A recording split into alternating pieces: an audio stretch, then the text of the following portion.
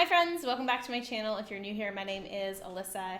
Today we have got another how-to style video, and today we are talking about how to make a flax egg. So flax eggs are actually very simple to make, and I don't really need to have a long video to show you how to make it. But what I thought would be helpful is, in addition to showing you how to make a flax egg, kind of talk about when and where you can use flax eggs and give you a little bit of a tutorial about the best ways to use them, what kind of recipes you can substitute them into, and how to substitute them into your recipes. So today we're talking all about flax eggs, and if you have any questions as we go, you can drop those down below. I also have a blog post that goes along with this video that shares links to all the recipes and talks a little bit more in depth about how to make and how to use a flax egg. So without further ado, let's go ahead and get started. So the first thing that I thought would be helpful to talk about is, what is a flax egg? I actually share these in my recipes a lot, and I put them in the ingredient list, and I often get questions, what's a flax egg? Can you buy a flax egg? The answer is that a flax egg is essentially just a vegan replacement for eggs. And one flax egg can be substituted for one egg in most recipes. We're gonna get into that in a minute, not in every single recipe. So the way that you make a flax egg is really simple. It just uses flaxseed meal and water. And the proportions kind of differ based on different recipes you might follow. I personally do a 1-to-3 ratio. So I do 1 tablespoon of flaxseed meal to 3 tablespoons of water, mix it together, let it sit, and as it sits, it will start to gel. And that is really the beauty behind a flax egg, is that gelling property. That is what helps you replace the eggs.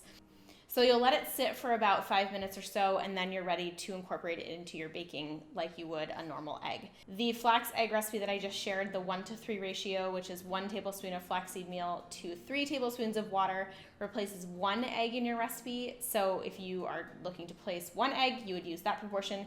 If you're replacing 2 eggs, you would use 2 tablespoons of flaxseed meal to 6 tablespoons of water. The other thing to note about flaxseed meal is that it actually is something that you can make at home if you have whole flax seeds. We shared a recipe or a tutorial on the channel last week that showed you how to make oat flour. Flaxseed meal would be very similar. You would just add your flax seeds into a blender, blend it up, and that would result in your flaxseed meal.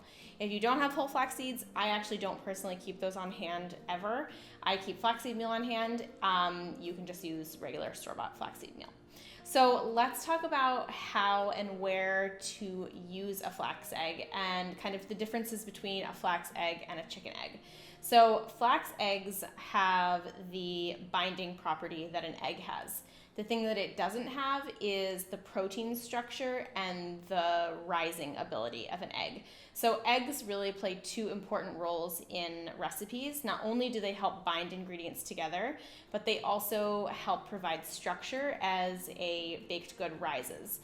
Where you can use flaxseed eggs is in recipes that are really using them for the binding properties.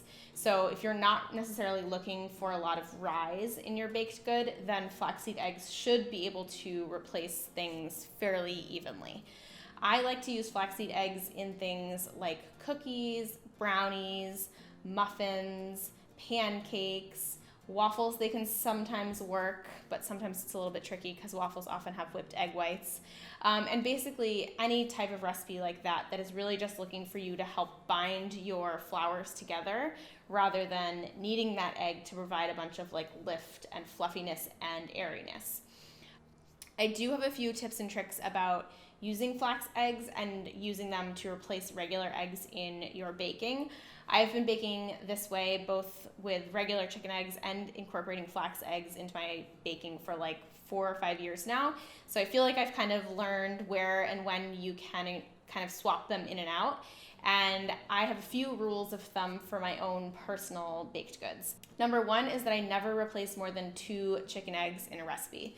If a recipe is calling for more than 2 eggs and it's a recipe that is like a normal size, so you're not necessarily doubling a recipe, so say it's a batch of muffins that uses 2 eggs but you're only getting 12 muffins, I would replace 2 eggs, but I would not go any further. And the reason for that is that most likely because the recipe is calling for a lot of eggs, it's relying on the eggs to provide something in addition to the binding properties. So for example, like a bread that might use 3 eggs, you're not going to get the same kind of rise and interior texture if you replace them with flax eggs. So my general rule of thumb is not replacing more than 2 eggs in a recipe. Another rule of thumb is that anytime your recipe calls for whipped egg whites as well as a yolk, you can't replace those 2 things together with just a flax egg. You are going to need to incorporate something that kind of resembles the whipped egg whites. For example, aquafaba might work well, that you can incorporate to give your recipe that kind of lightness that the egg whites work well. So basically, using flax eggs is super easy. Most of the time, for most of your just like traditional regular baking recipes, they're going to be easy to substitute 1-to-1.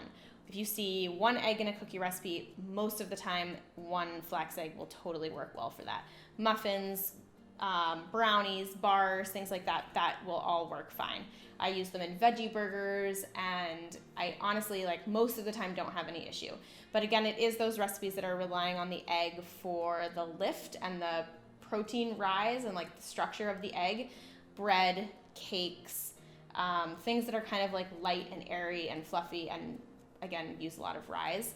That's where you might come out a little bit trickier with your flax eggs, because they don't have that protein structure and you're not going to get the rise you would in a regular baked good with a regular chicken egg, and it's going to be really kind of dense and most likely gummy, like it's just not going to bake through. So I will be linking some of my favorite recipes down in the description box, and I hope that this video was helpful and it kind of shares how you can make a flax egg at home and how you can use it in your vegan baking. If you have any particular questions that you want to ask, please feel free to use the comment box down below. I will look through them and answer any and all questions that you have. If there's a particular recipe that you're looking at and you're wondering if you can use a flax egg, drop that down in the comments as well, and I'll check it out and see how I recommend kind of turning it into a vegan recipe. I know you guys really like these kind of videos, so if there is any other type of ingredient that you want me to talk about, or if there is something that you feel like you're just not sure about in the whole cooking process that you kind of come across in your cooking and baking, and you would like a video dedicated to that, please drop that down below as well. Those suggestions really help me formulate new video ideas and make sure that I'm giving you content that is not only helpful, but also content that you are interested in wanting to watch. So I hope you enjoyed today's video. Happy vegan baking. Like I said, I have tons of recipes on my site that use flax eggs, so you will find those like in plenty. There's plenty, probably over 100 recipes on my site that uses a flax egg. Like I said in the beginning, there is a blog post that goes along with this video, so you can find that down in the description box below. And before we go, I would love to invite you to subscribe if you are not yet part of this amazing community here on YouTube. There's a red button right below this video that says subscribe. All you have to do is tap that button and that will subscribe you. And if you do like videos like this, I have a few other how-to tutorials on the channel, and I will link that playlist down below for you as well, so you can kind of check those out and get a little bit more inspiration for your cooking and baking.